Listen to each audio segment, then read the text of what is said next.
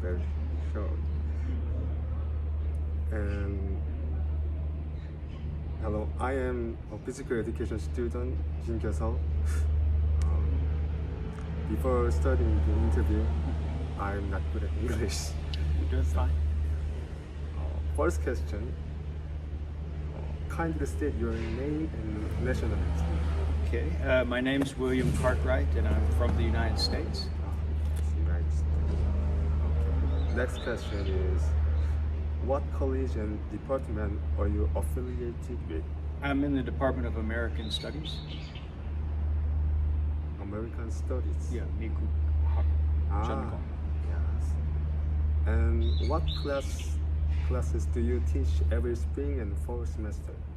Well, usually I teach conversation and writing, but sometimes other classes for other departments. Writing, speech. Yeah, writing and conversation. Okay. How long have you been working at Kemin University? Almost 21 years. 21. Oh, Yeah, this fall will be 21 years. too long. Yeah, I think so. Oh. Yeah. How did you get your position as KMU International Faculty and the reason why you choose to be part of this university? Well, I didn't know it at the time, but I had a friend working here, and I got in contact with him, and he was Daniel Parker who was in the English department, and he was writing about it in really positive terms, and I jokingly said, "Oh, I don't guess there's an opening, right? Are there any openings?" And he was like, "Oh, actually, I know they need somebody." Somebody backed out, and so I sent my resume and did the interview and got the job. So I had a friend working here. This is how I found out about it. Professor's friends in Yeah, English. American Studies? No, English language and literature. But he retired this year, so he's not there now. Okay. Next question is, can you share your major responsibilities as an international faculty member of Kemin University? I just think teaching classes and helping students however I can. Like, before the pandemic, I would do more activities with students, things coffee and other activities. But with the pandemic, those have been stopped. But hopefully, we'll start again soon. What is coffee? Well, I would have students could volunteer, and we'd have coffee on the weekends. And I'd also, coffee. like just very casual, like volunteer, but hopefully like one or two people from each of my classes, and my treat. And seemed like students enjoyed that. And then also, I would do conversation groups during the week, like students would organize a small group of like their friends, and we would meet in my office and just talk about whatever they wanted to talk about. Sometimes it's very casual, and sometimes it was very organized, just depending on the student, what the students wanted. But after the pandemic, I haven't done that since then. Yeah, but after maybe next semester, maybe we can start again. Can I join? I have to find a location, because I said now I'm sharing an office, so I have to. It's harder to plan stuff. But after next semester starts. But you're welcome. Thank you. Can you share your ideal classroom environment that would further inspire you to teach your students? Kindly look at the character. Okay, let's see. 3 to 5 traits that you think are very valuable. Well, I think trust. I think I have to build trust and comfort. I don't see comfort. Comfort. I think especially with being a second language, I think comfort, and maybe that's kind of trust, but it's different. But I think it's very important to get students feeling comfortable in the classroom and relaxed as much as possible, because with foreign teachers in a foreign language, I think that adds anxiety that's not in a regular class. Like I think regular classes, have their own anxiety, like, oh, what's the test going to be? But then with the language, with the foreign teacher, and it's that plus, oh, here's somebody from another culture, oh, and there's another language. Yeah. So there's that extra layer to everything. So you've got, test and everything, just like other classes, but that two other parts. Yeah, it's comfortable. Yeah, so I think trying to get students to feel comfortable in a class is a big part of my job as a foreign teacher here. And maybe another. choose 3. Yeah. Well, I think. Hold on, there's so many good ones there. Let's see. I think well, let's see. Justice or fairness is important. But I think empathy is important. So that probably figures into, like I say, the comfort, building comfort in the classroom.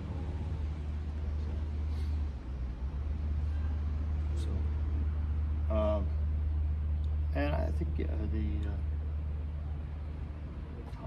Integrity. Well, like doing what I say I'm going to do, and sticking to it, and not surprising students with anything that we haven't talked about. So Okay. so that's kind of integrity. And you choose trust, integrity, and empathy. Yeah. It's similar things. I think maybe I think plus all the others add into it too, like This question is making comfortable environment. Oh, okay. Can you share your ideal classroom? Well, my ideal classroom environment, would be about 20 students or less, and I wish I had my own classroom that I used. I had my one classroom all the time, instead of changing, going to different classrooms. That then I could be more certain of the computer and things like that, like seats, seating arrangements and things where Changing seating. like as it is, I go to a lot of different classrooms, and I can choose classrooms a little bit, but not a lot. And so sometimes you have a small number of people in a very big classroom, so they spread out, and there's not good energy, not good spread energy. and people aren't, especially conversation, they're not talking, and so that would be good to have more control over just the classroom, but I know I know I have to share a classroom, but still, if maybe a limited number of professors used one room, we could, or a certain number of rooms, but then so that's the physical side of it. But the other side, the traits, right? Like I say, making it comfortable. My classes, I think, are very predictable. So in some ways, they may be a little bit boring. But I do that because, like I say, I think dealing with a foreign teacher and in a foreign language are already very stressful. So that's why I think my syllabus and stuff like that kind of boring in some ways.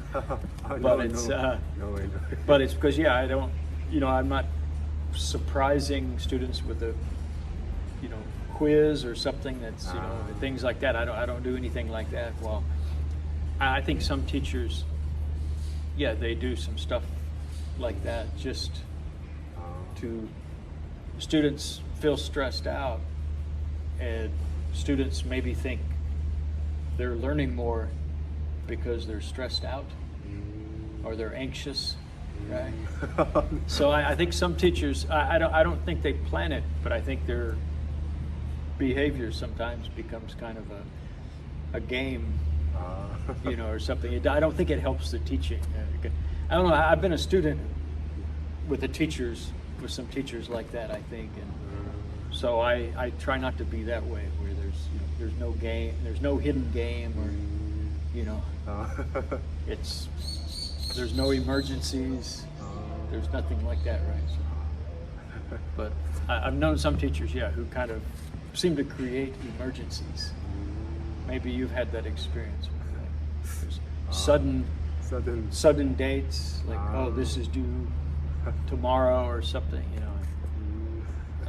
so I don't like that.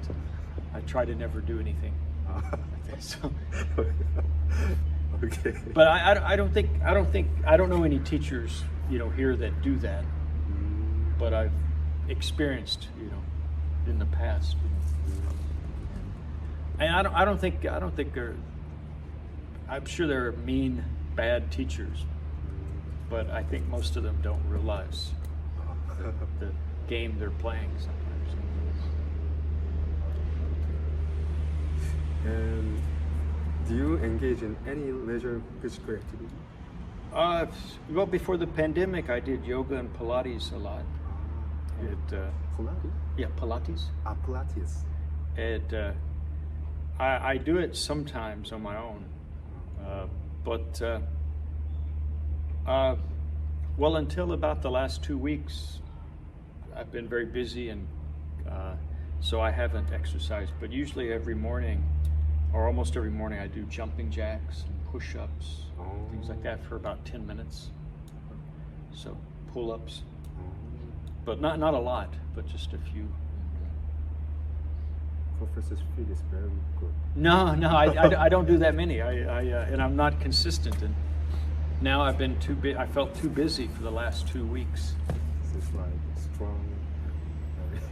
Well, I try to. I want. That's my ideal. Is to kind of be balanced and full range of motion. All of that. Especially as I get older. But I'm not consistent enough. Consistency is very important, right? Like exercising regularly and moving the limit. I agree with that. Consistency. But it's hard to do. Yeah. Yes, it's hard to do. But I do. Yeah, I was pretty good for most of this semester until about 2 weeks ago. Then I kind of stopped being consistent. But I'm doing pretty good.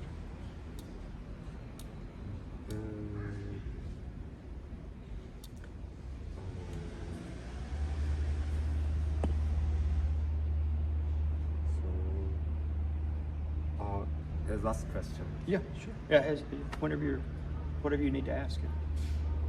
Do you have any advice with Kevin University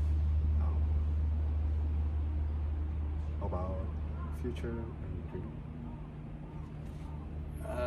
It's very general. I'm not sure. Like, you could make it more specific, right?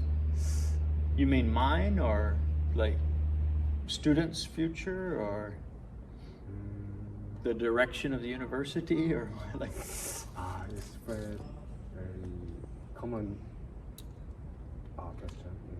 Well, it's just it's very it's so wide open.